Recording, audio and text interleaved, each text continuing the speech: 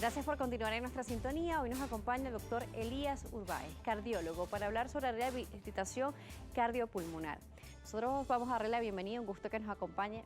Gracias por visitarnos. Muchas gracias, agradecido por estar en este espacio para poder comunicar e informar respecto a un tema muy importante para la población en general. Veíamos en la parte anterior sobre la rehabilitación cardiopulmonar, pero queremos que sea usted quien nos explique un poco sobre este tema.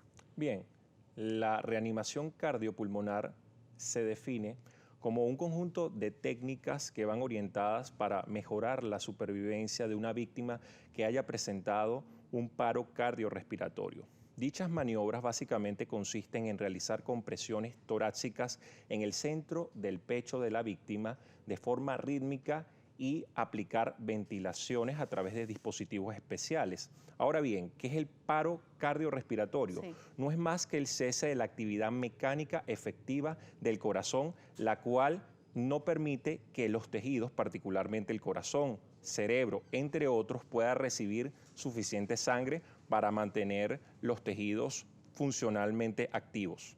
Claro, vemos muchas veces en algunas películas, series, vemos este tipo de rehabilitación y vemos cómo se hace, pero podemos causar daño si no tenemos un entrenamiento real para poder realizar estas técnicas o maniobras, ¿no? Correcto, así es. Y de allí la importancia que se instauren estrategias educativas y de capacitación para la población general con el fin de que aprendan todas las, digamos, técnicas relacionadas con el RCP básico.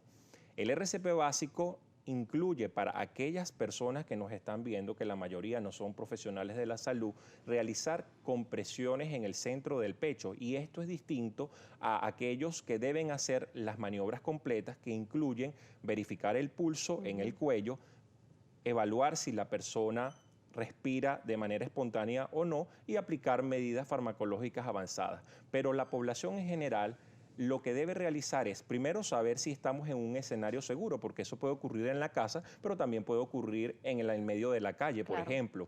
Eso es lo primero. Lo segundo es verificar el estado de conciencia. Usted llama a la víctima y verifica si la persona responde o no, si está desmayada. A su vez, pudiera verificar también si se expande el tórax, si tiene movimientos respiratorios espontáneos.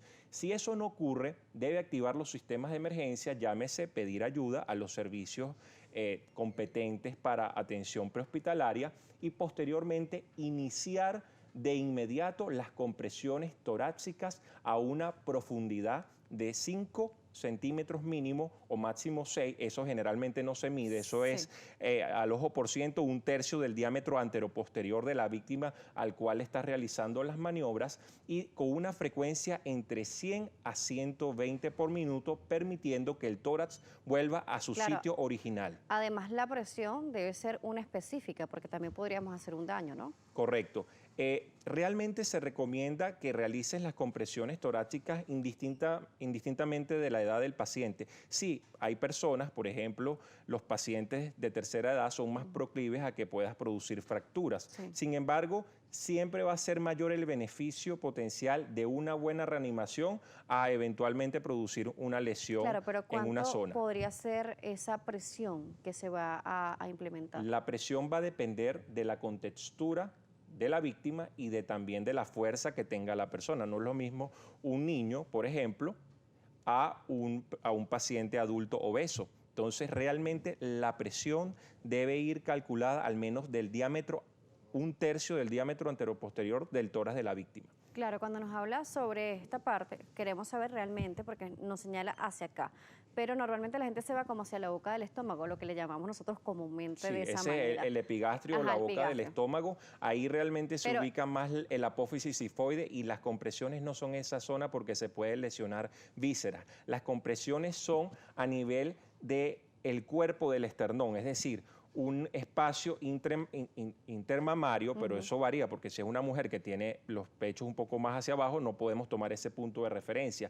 Entonces, realmente es en el centro del pecho, no muy abajo, no muy arriba. Y la técnica de compresión... nada. No, abajo no, porque en la boca del estómago, el epigastrio, podemos producir daño. Ahí hay una zona que se llama el apófisis sifoide, que a veces tiene una forma como de ganchito, y eso puede lesionar si aplicamos fuerza en esa zona particularmente. Por supuesto, esto es importante ir sabiendo y ir viendo, paso a paso, porque ahí es donde se pueden cometer errores. En búsqueda de salvar una vida, podríamos empeorar el cuadro. Correcto. Bueno, por eso es que es importante que se realicen los entrenamientos en reanimación cardiopulmonar con institutos calificados para poder adquirir las destrezas mínimas. Hay cursos que se llaman soporte vital básico, que están avalados por organizaciones internacionales como la American Heart Association, pero también hay centros de entrenamientos locales donde usted puede adquirir las técnicas siendo una persona de la población general sin necesidad de tener ningún conocimiento en salud previamente. Claro, queremos también conocer cuáles son los motivos por los que se puede generar un paro cardiopulmonar. Bueno, el paro cardiorrespiratorio es el desenlace de múltiples entidades y afecciones. Realmente, en líneas generales, cuando ya uno entra en la fase avanzada de buscar causas, generalmente nos enfocamos en lo que llamamos las T y las H. En ese sentido, buscamos causas y entre ellas están la trombosis coronaria, que es el sustrato del infarto agudo del miocardio, que es la primera causa del paro cardiorrespiratorio y la primera causa de muerte en el mundo, y no es la excepción en nuestro país. El tromboembolismo pulmonar, que es un coágulo que viaja hacia una arteria o alguna ramificación de las arterias pulmonares y puede producir también dicho evento.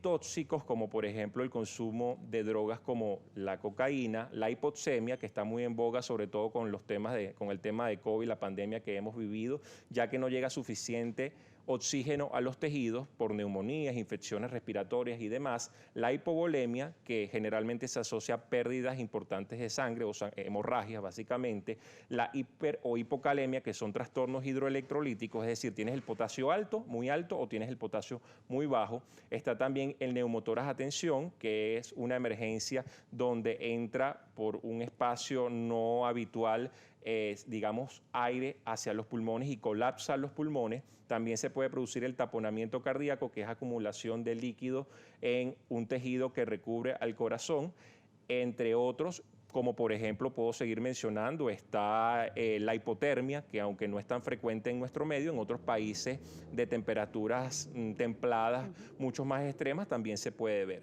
En líneas generales uno busca causas corregibles y en base a eso activas los protocolos ya desde el punto de vista farmacológicos y avanzados.